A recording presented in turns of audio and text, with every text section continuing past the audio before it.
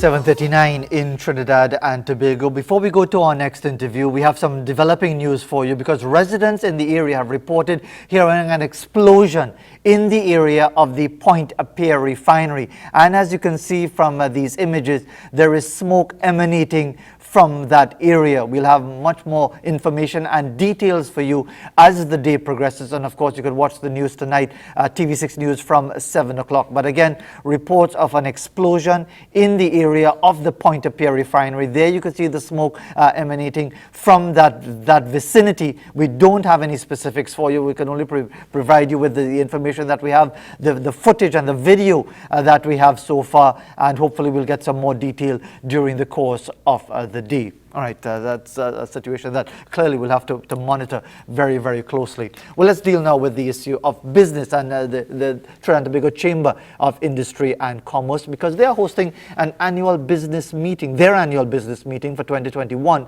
on April 21st. It's a Zoom webinar, obviously, because of COVID-19. Members pay $150 plus VAT. While I was going to say non-members, but they refer to them as potential members, because you think positive that more people are going to join. So the potential members will pay $300 plus VAT for the opportunity to attend the webinar. To give us more information, we're joined by two personalities. We have Gabriel Faria, who is the CEO of the Trinidad and Tobago Chamber of Industry and Commerce, and Mr. Navin Dukaran, who is the CEO of Exim Bank Trinidad and Tobago Limited. He's the son of former Finance Minister Winston Dukaran. So you can see finance and business runs in the family, quite obviously. Good morning, gentlemen. Thanks very much for joining us. If I could start with you, Mr. Faria, as to the state of readiness and putting things in place for the event on the 21st, because of course it's all virtual because of COVID-19. All going well leading up to the 21st? Yes, it is. By the way, it's Thursday the 22nd, I'm sorry.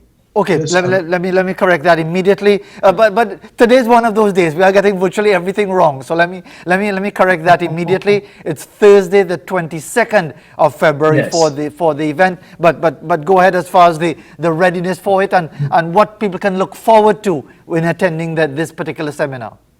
But you know, what's interesting for you is when we looked at what's happened with the pandemic, our role changed, and it was not about just advocacy. And you know, we advocate very well.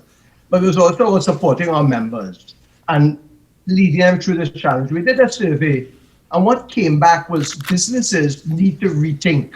They need to reorganize themselves. And they came and told us, they said, managing people in this environment, running a hybrid operation, understanding digital landscape, understanding consumers' needs have changed. So we did some research and saw that McKinsey were the thought leaders in supporting businesses in this area. A number of our members had actually used McKinsey for work like this in other areas. And we were fortunate enough to get two McKinsey partners to come to this meeting and speak. But what we have also done is we now pair that with a local panel. So we're not just taking international best practices, but we're localizing that. And we have a local panel that's going to now say, this is what's done in best practice. How is it going to apply in Trinidad? We have somebody working in Jamaica on the panel. So the benefit of this whole environment is that allows us to bring people from the US, from Europe, from Canada, from Jamaica. And we could not have done this without our sponsors. Of course, like the Bank TT Limited, B-Mobile, the Trinidad and Tobago Unit Trust Corporation, Southern Sales, and the Trinidad and Tobago Stock Exchange. Sure, and Mr. Dukaran, let's bring you into the discussion as well as one of the sponsors of the exercise. It sounds self-explanatory as to why you would be involved in such a discussion, but what would you see as the benefits coming out of a dialogue like this? Yes, well, you know, since we began partnering with the Chamber last year, I must say I've been very pleased with what I see as not just the plans, but the execution of those plans. And this is this event coming up is yet another example of that. I'm particularly looking forward to this session because from what I've seen, they've designed the entire event with an outward-looking external view. We're going through COVID. There's opportunities out there because of this and coming out of the economic recovery. And I believe companies are going to get real insights and practical tips from the panel and these experts that Gabriel spoke about in order to be able to capitalize on these upcoming opportunities. So I see that real practical element really coming out there, and I'm really be happy to be a part of it. And Mr. Faria, even as we're going ahead with our discussion and what people can look forward to, just inform everyone what they have to do, both the members and the potential members, as you classify them, what they have to do to register in time for the event on the 22nd. So they can send an email to events@chamber.org.pt. They can call the TNT Chamber at 637-6966, extension 1308. And just call in, speak to one of our people, or they can, as I said, send an email. You know what, just to go back for a second, one of the things I think that's going to make this really interesting is the people we have on the panel. Interestingly, one of the reasons we have Exim Bank is because one of the person who won their internationally known TNT owned, Sean Rampersad, the Chief Operating Officer of Ramps Logistics, is on the panel. He has set up businesses in Colombia, in Guyana, in the US, and he's sitting in Trinidad running those businesses. So what people are going to walk away with is understanding how locals and regional players, so John De Silva runs LAFCO in Jamaica, how do they export? So how do they drive export growth in a COVID? And again, Trinidad and Tobago needs that so much, and that's why Exim Bank is a perfect partner to work with us on this. And Mr. Dukuran, from your perspective, with your involvement with Exim Bank, how do you describe the business environment now? Because there are so many different challenges that have been made many times worse by COVID-19. How would you describe the lay of the land business-wise from your perspective? Yes, well, very good question, and Gabriel alluded to this. Trinidad needs this right now. I believe the business sector realizes there's an imperative and a need to take your business to markets outside of Trinidad.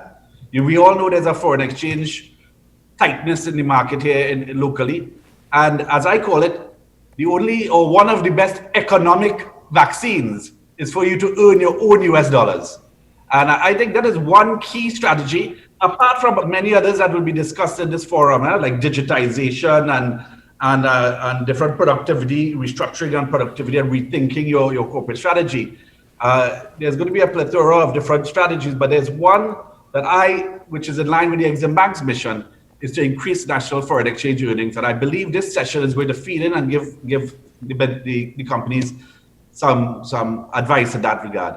And Mr. Farah, if I could come back to you, I mean, I don't want to get you in trouble. Well, that's a lie. I'm really hoping that I could get you or any of our guests in trouble, because that would make news, quite obviously. But as far as what is your perspective on business and the acquisition of vaccines? Because you know that has been a dialogue and a sometimes contentious dialogue over the last couple of weeks, this whole issue of the private sector being involved in that, whether for their members and their staff or for the wider public and so on. Do you have a perspective on that I could get you in trouble with this morning? I'm happy to get in trouble with you.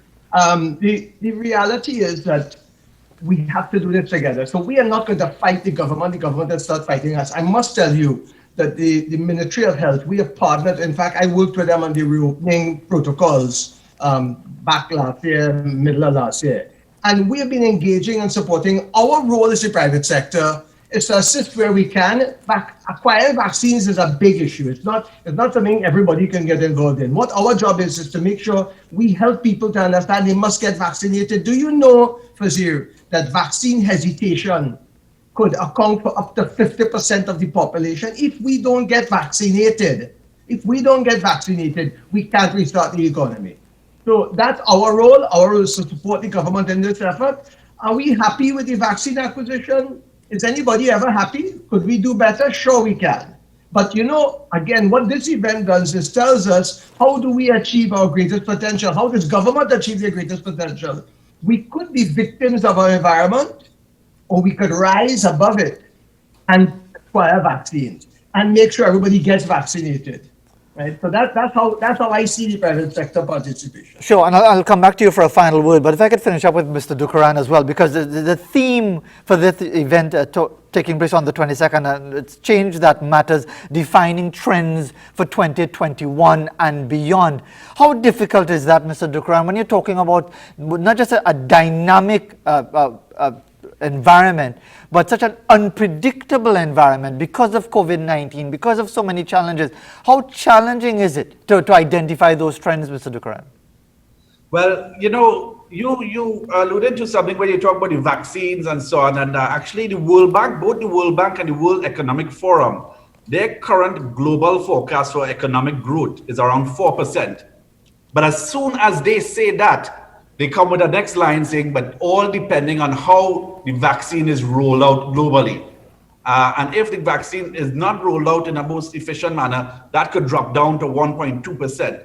So it is quite challenging, but there are some trends that are quite apparent and are not going to change. Companies are rethinking their supply chains.